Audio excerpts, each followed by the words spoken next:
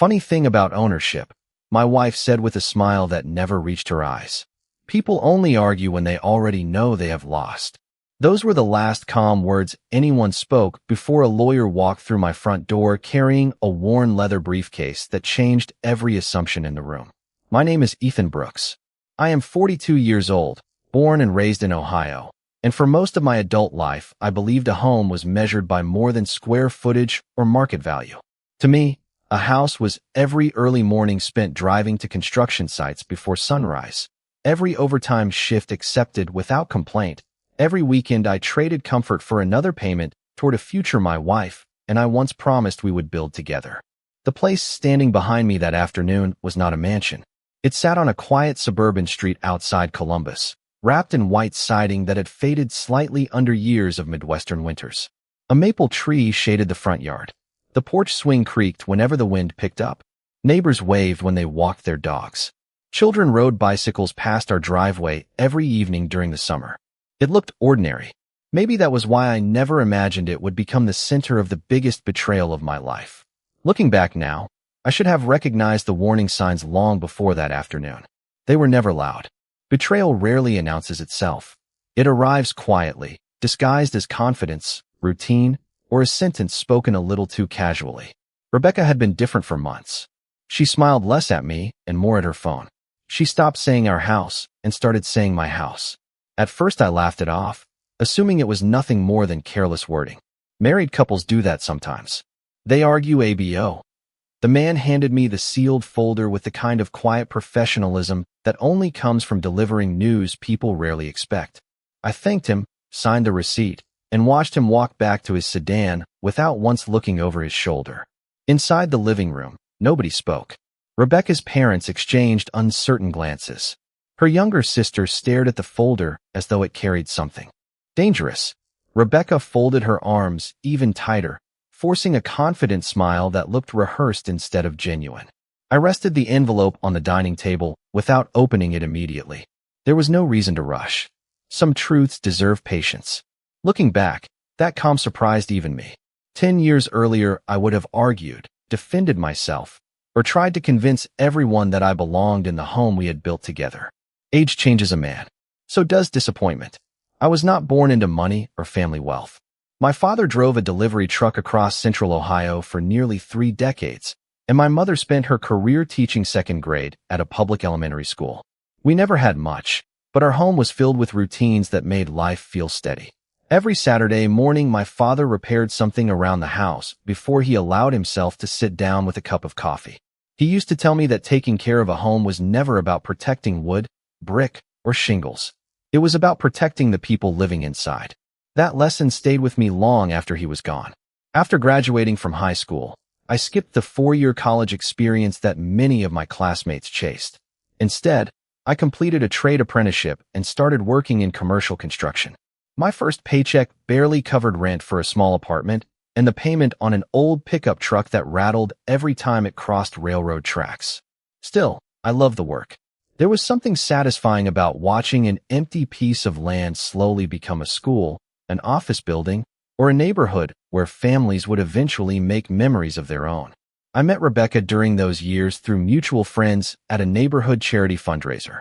She was smart, ambitious, and finishing graduate school while working part-time at a marketing firm. We talked for hours that evening about travel, careers, and the kind of family we hoped to have someday. She laughed easily back then.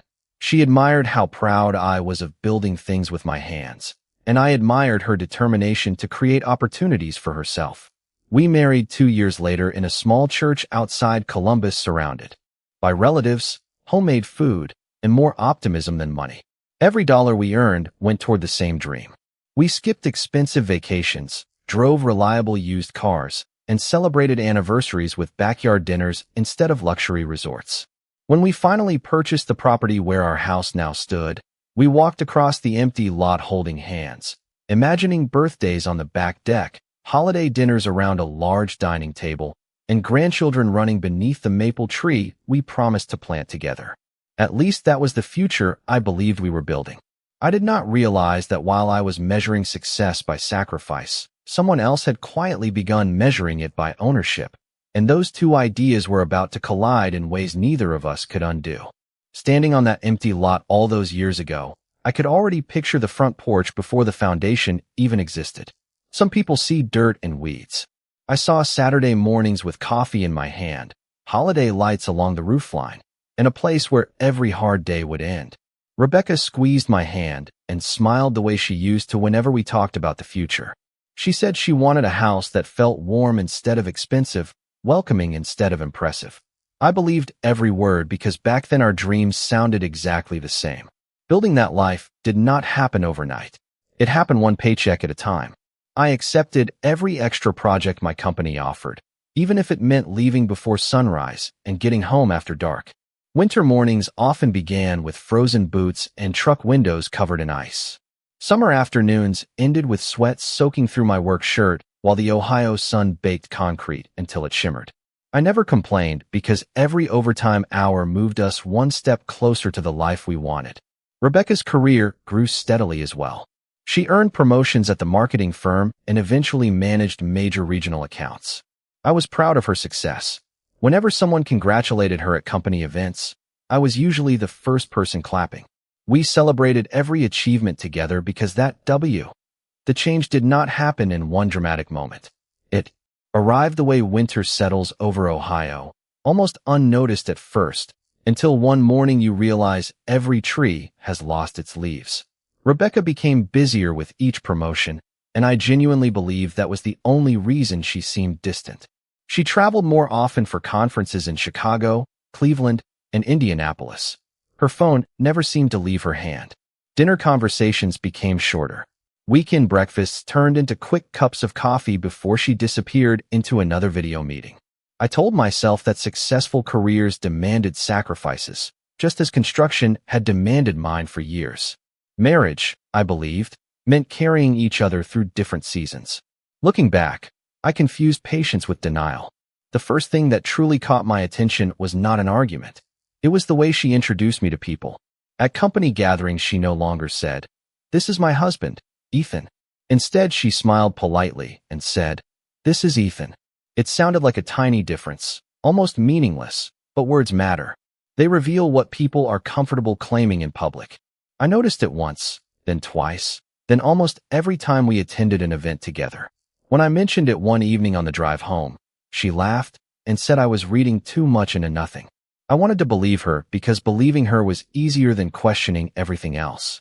Then came the financial conversations. Rebecca suddenly wanted separate accounts for what she called convenience. She insisted it would simplify budgeting and make tax season easier. The explanation sounded reasonable, so I agreed. Soon afterward, she began asking detailed questions about property records, insurance policies, mortgage statements, and home equity reports. She wanted digital copies organized in folders instead of the filing cabinet where we had always kept important documents. Again, I saw practicality where perhaps I should have seen preparation. Every request had a logical explanation standing on its own. It was only years later that the entire pattern became visible. The house itself slowly stopped feeling like the place we had built together.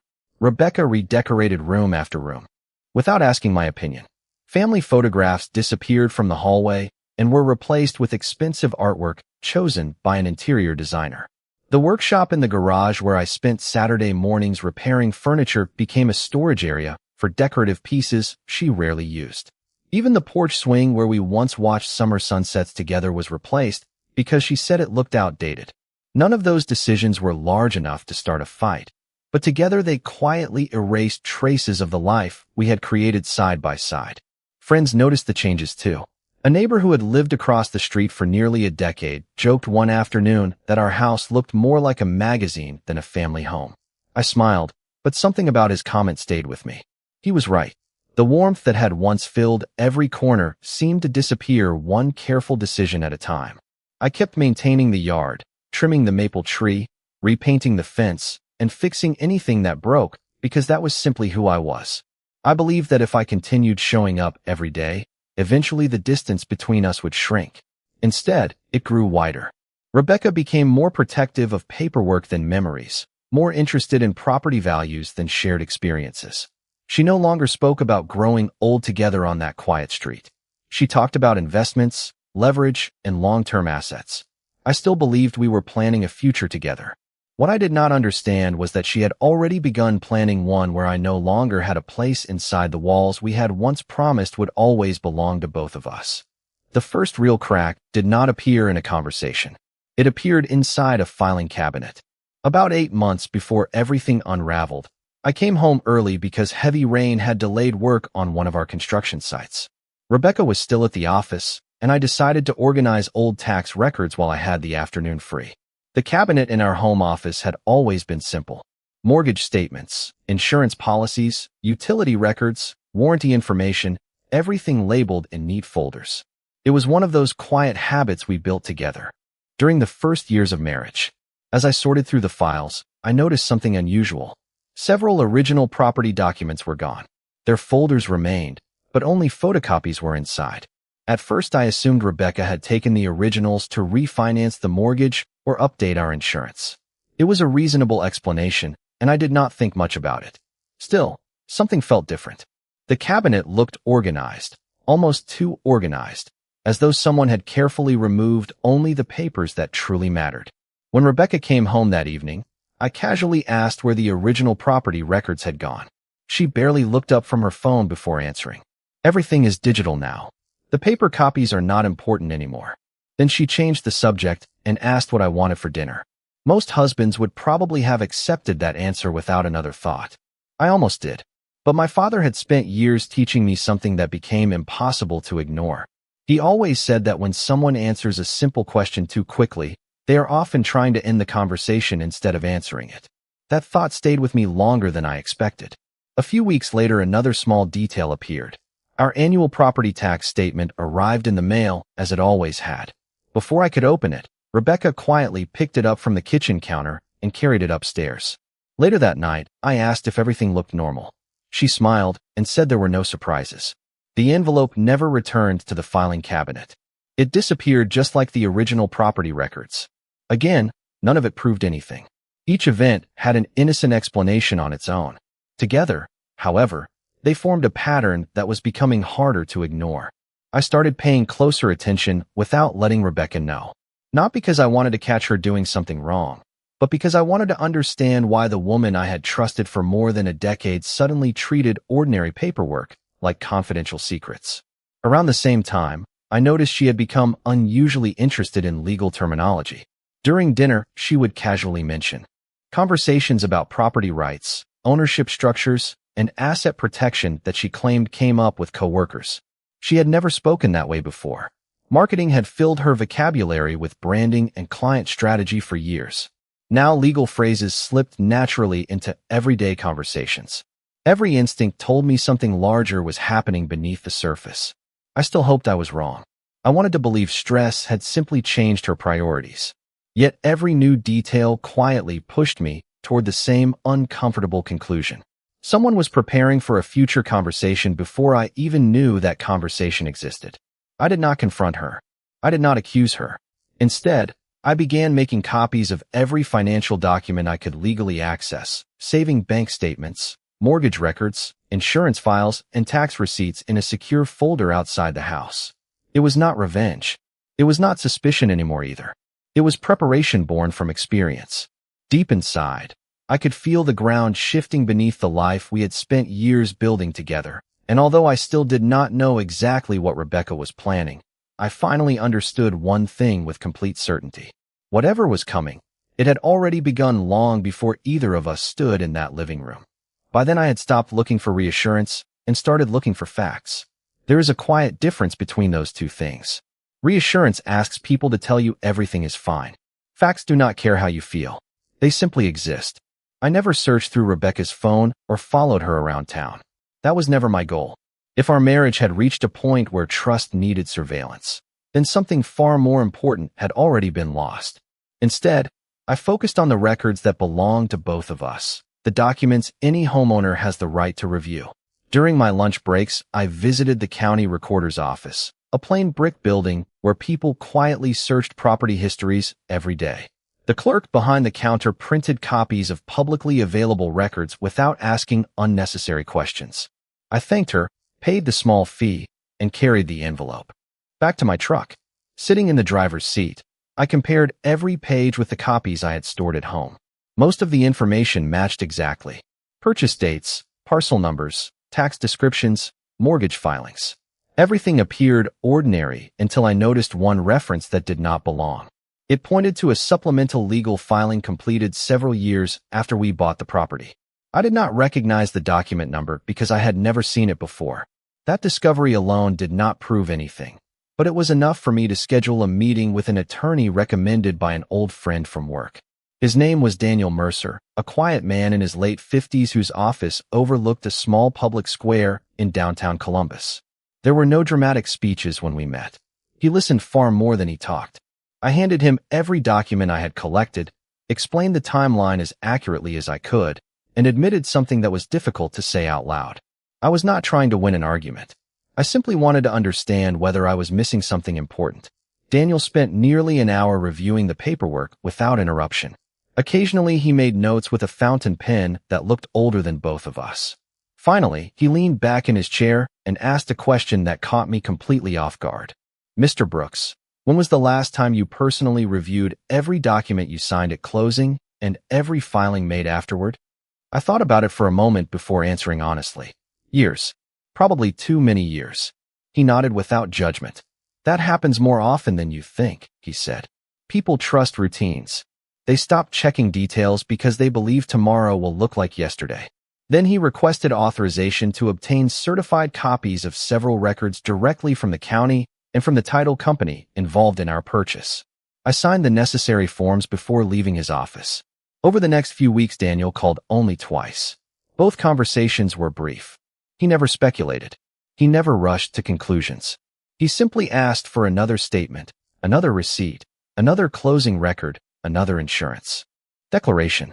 Piece by piece, he assembled a timeline far more carefully than I ever could have on my own. Through it all, I continued living as though nothing had changed. I went to work before sunrise, mowed the lawn on weekends, trimmed the maple tree, and smiled through neighborhood conversations. Rebecca never suspected that every ordinary day was quietly bringing us closer to a truth neither of us could avoid. Then, late one Friday afternoon, Daniel called again. His voice remained calm, but this time there was something different beneath it. "I have everything we need," he said. "Do not confront anyone yet. Let the documents speak for themselves." I ended the call, sat silently inside my truck for several minutes, and realized that whatever future Rebecca believed she had prepared for, someone else had already uncovered the complete story hidden beneath the paperwork. Daniel's final instruction echoed in my mind all weekend. Let the documents speak for themselves. I did exactly that.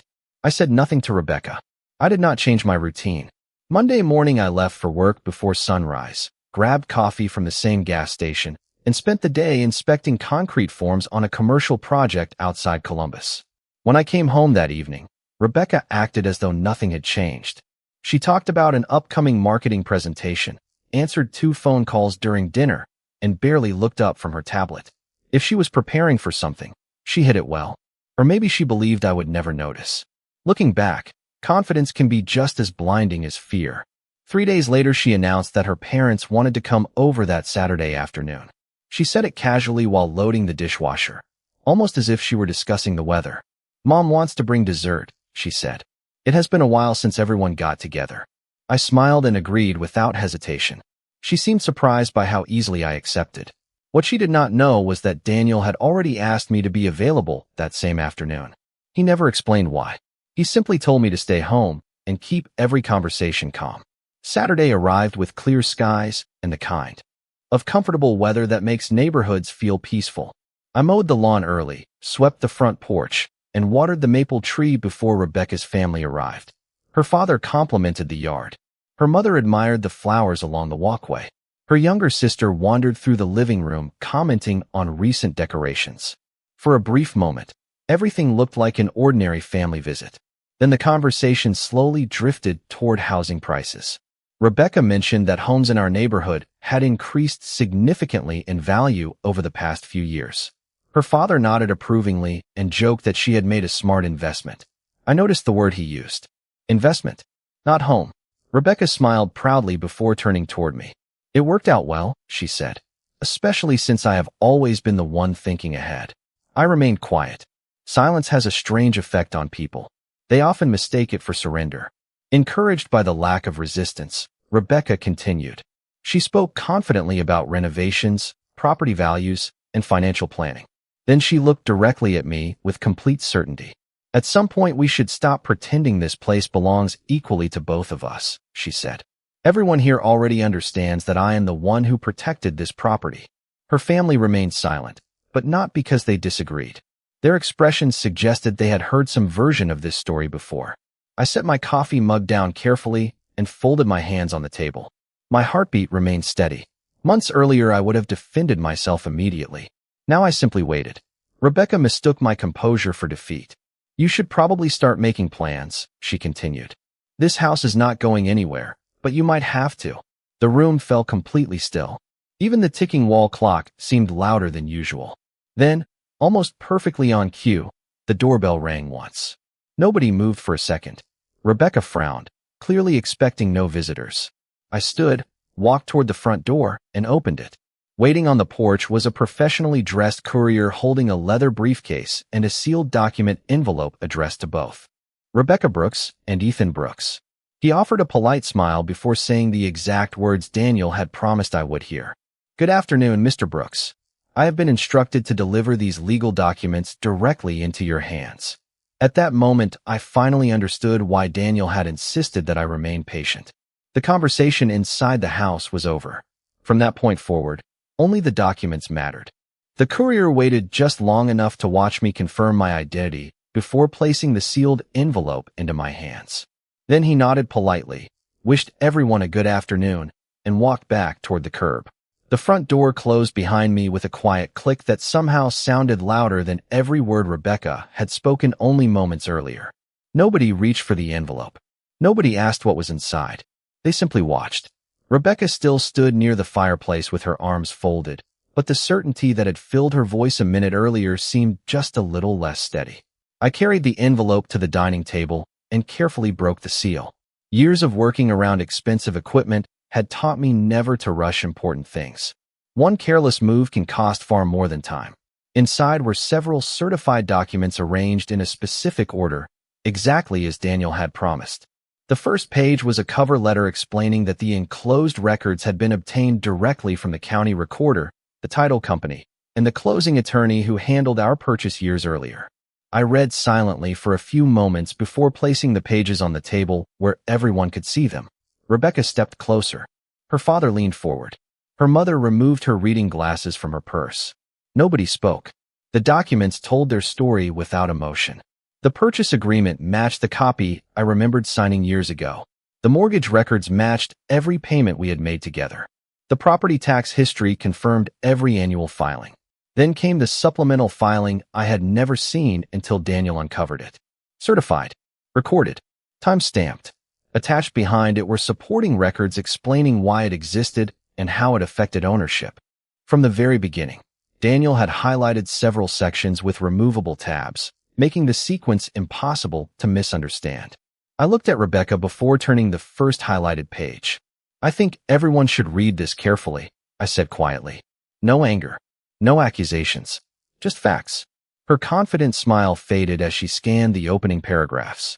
She flipped to the next page more quickly than the first, then another. The room became so quiet I could hear the refrigerator humming in the kitchen. Her father reached for the documents with hesitant hands. He adjusted his glasses and slowly followed the highlighted sections himself. His expression changed almost immediately. Confusion became concentration. Concentration became disbelief. Rebecca interrupted him twice, insisting there had to be some mistake, but he continued reading without answering.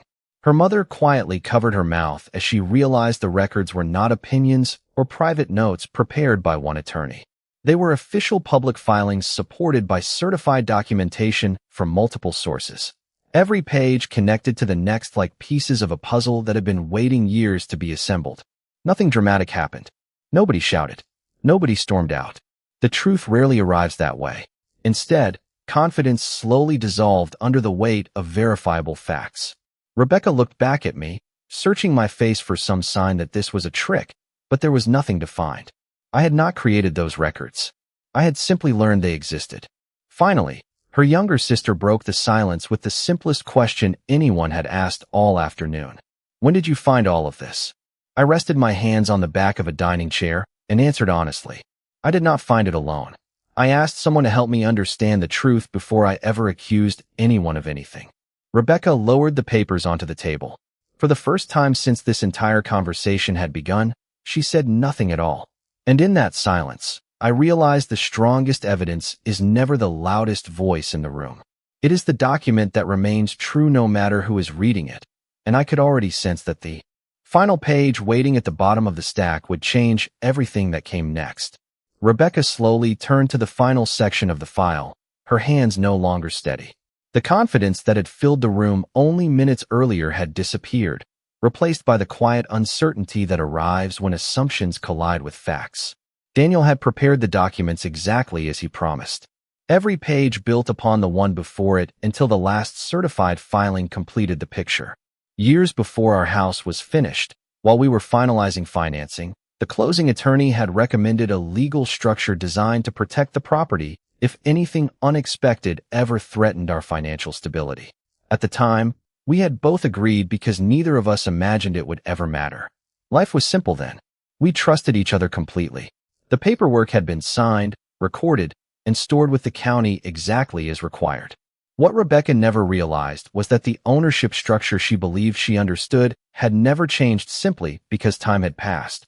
The final filing confirmed that every later mortgage payment, every tax statement, and every insurance renewal operated under that same original legal framework. Nothing had been altered. Nothing had been hidden. It had simply been forgotten. Her father finished reading before quietly placing the papers back onto the table. He looked at Rebecca for a long moment before speaking. "These records are official," he said softly. "This is not someone's opinion." No one argued with him. There was nothing left to debate. The certified records spoke more clearly than emotions ever could. Rebecca finally looked at me, and for the first time in months her expression carried something I recognized. Not anger. Not pride. Regret. "Why did you never tell me?" she asked quietly. I answered with complete honesty. "Because I thought we were building a marriage, not preparing for a courtroom." The words hung in the air without bitterness. I was not trying to embarrass her. I was simply telling the truth. Looking back, I realized the saddest part of that afternoon had nothing to do with legal documents or property rights. It was discovering how differently we had come to measure success. I counted early mornings, repaired fences, birthday dinners, long conversations on the porch, and every ordinary day that made a family feel complete. Somewhere along the way, Rebecca had begun counting percentages, equity, and ownership. We had been living under the same roof, while protecting two completely different dreams. Her parents quietly gathered their belongings. Her younger sister offered a small goodbye before following them toward the front door. Nobody raised their voice. Nobody blamed anyone. The afternoon simply ended with the kind of silence that follows a truth nobody expected to hear. After the door closed, I stood alone in the living room for several minutes. Sunlight filtered through the front windows, stretching across the hardwood floor we had chosen together years earlier.